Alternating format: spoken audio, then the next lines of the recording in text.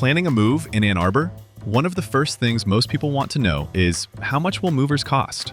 The answer depends on your move size, how far you're going, your schedule, and the kind of moving help you need.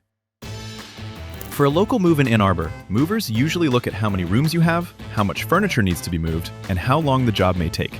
A small apartment move near campus will usually be different from moving a full family home with heavy furniture, appliances, and extra boxes. If you're moving from Ann Arbor to another city or state, distance becomes a bigger part of the estimate. Long-distance movers may also factor in shipment size, fuel, route details, and delivery timing when preparing your moving quote. Packing services, storage, furniture disassembly, stairs, elevators, bulky items, and short notice scheduling can all affect your moving cost. These services can make the move easier, but it's best to mention them early so your estimate is more accurate.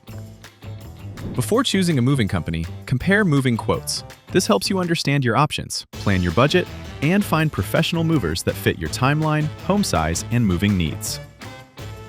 3 Movers helps connect you with moving options for local moves, long-distance moves, apartment moves, office moves, full-service moving, and packing help.